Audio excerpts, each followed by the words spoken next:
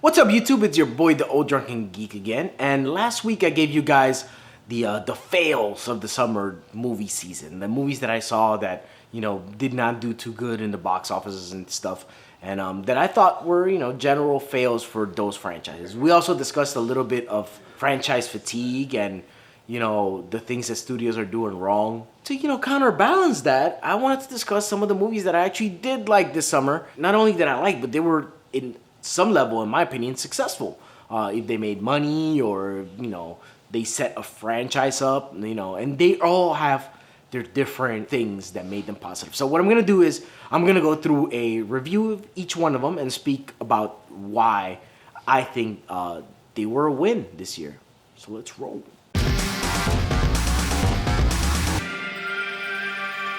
So before we go on, go ahead and hit that like button, hit the subscribe, hit the bell, all that good stuff.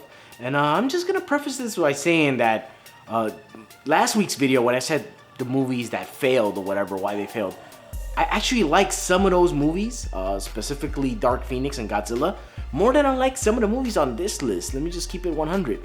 But those movies failed and these movies succeeded, and I'm gonna tell you guys why. So first we're gonna start with Pokemon Detective Pikachu. This movie I thought was okay. It was just fine. It was a detective story, and it had a human interest, and the protagonist is a human and stuff like that. And it's got a weird twist at the end. It's got a lot of weird, stupid stuff that I just didn't like. What I did like about this movie, and what I think made this movie a success, was the introduction of the Pokemon world. Now, this is one franchise that I can feel can go places, because they didn't overkill your nostalgia and your feeling for Pokemon. They just did it okay, we're gonna introduce this Pokemon world. Furthermore than that, they did one movie, they told one story. This is that, and that's it. That's the movie. We have a movie for you here, the fucking movie, right? It doesn't kill us with setting up sequels and stuff like that, but it does leave room for sequels if you wanted to. And personally, and I think I speak for damn near everybody in my generation, what we want to see is a Pokemon trainer movie. Not necessarily Ash, but just about a Pokemon trainer doing Pokemon shit.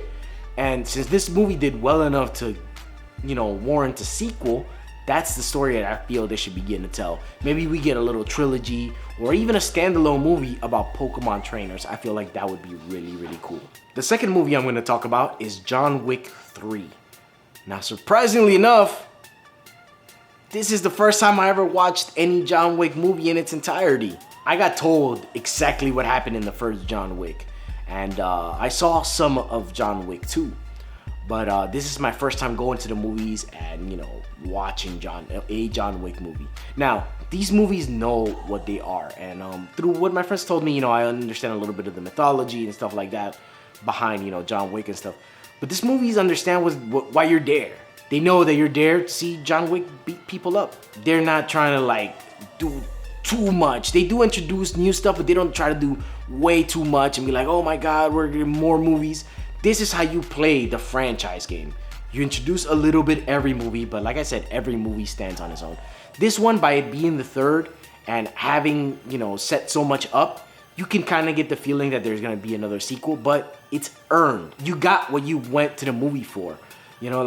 Spoiler alert, this is a very small spoiler. John Wick goes in a stable with a bunch of horses, and I was joking with my friends. I was like, you're going to start beating people with horses now? And in a John Wick way, he kind of does beat people with horses. It was very cool. He just slapped the horse and the horse kicked the guy. I was like, shit, he technically did beat people with horses. Yeah, man, I'm just gonna go back and watch the other John Wicks. This is what I mean by a movie that stands on its own legs. I hadn't watched the other ones. I kind of was familiar with them, but I hadn't watched them. I could jump into John Wick 3 and be like, oh, that's a John Wick movie. I like it. You know what? I'm gonna catch up on the other ones and watch the next one. The third movie that I'm gonna discuss today is Brightburn, which is a horror movie that came out that is loosely taking the premise for Superman and making that a horror movie. Now, personally, I like Godzilla better, and I like Dark Phoenix better than this movie. I didn't think this movie was great as a horror movie. I thought it was just okay. It was entertaining enough. And this one, I put it in my video for success, but it depends where they go with it. Because if it's just a standalone story, I thought it would be fine. It was cool. But at the very end, they give you hints of them trying to expand their world. And I feel like that was like a little bit cheap. Like, I wish they wouldn't have done that.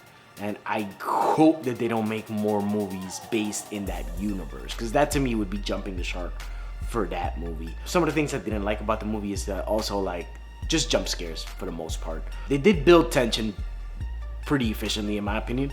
But they relied a lot on jump scares. The look of how the kid used his powers and stuff like that is really, really comic booky in its essence.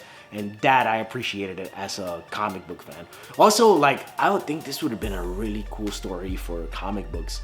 Maybe like the origin of Superboy Prime, I think would have been a real cool story. But back to the point of franchises, I just hope that this doesn't get dragged out into like the 6 Brightburn movies. I think that will take a lot of the novelty out of that first one that I thought was, was pretty enjoyable. And the last movie that we're gonna discuss today is probably my favorite movie of the summer season so far, man. And it's the movie that I had the least expectations for. And it is Disney's Aladdin, the remake of the cartoon Aladdin. Bro, this movie was pretty good. It was just, to be honest, it's just a remake of the first Aladdin. Like, damn near scene for scene, shot for shot. But tell you what, I did not have any hopes for that old ass looking Aladdin that they got. He did pretty good. I didn't have hopes for the Jasmine that they got. She did pretty well. Everybody did well.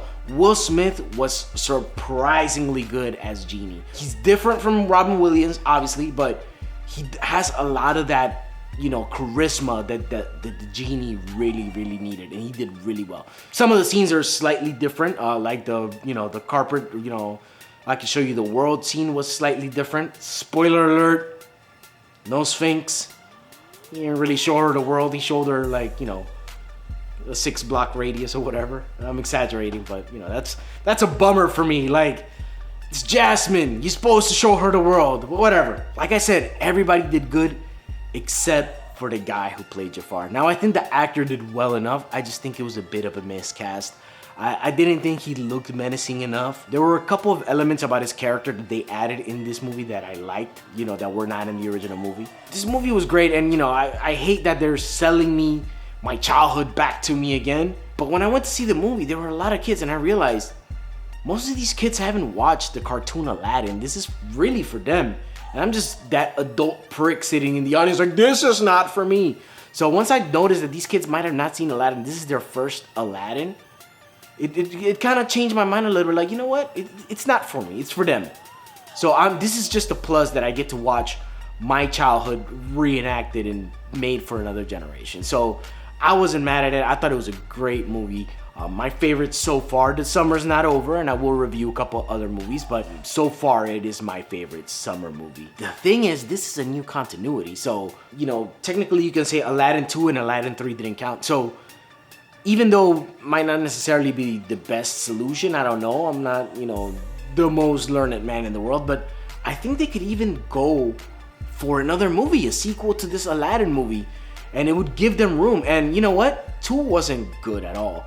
3 was okay, but it was missing a certain oomph that the first one had. And I feel like if you combine both of those storylines, or even come up with a whole new storyline for an Aladdin movie, that would really give you room to be like, okay, we can expand on this world. And I think everyone's likable enough to where that would be really, really cool.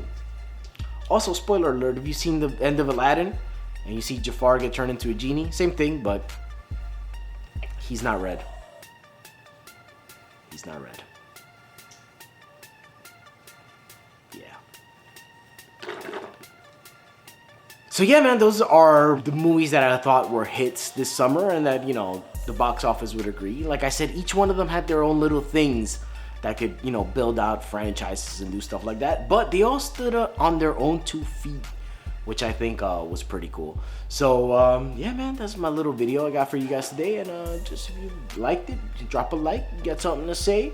Thought Aladdin was trash? Go ahead and fucking say ODG. I thought Aladdin was trash. I'll tell you why you're wrong. Yeah, man, hit that bell, hit the whistles, all that good stuff. So ODG out.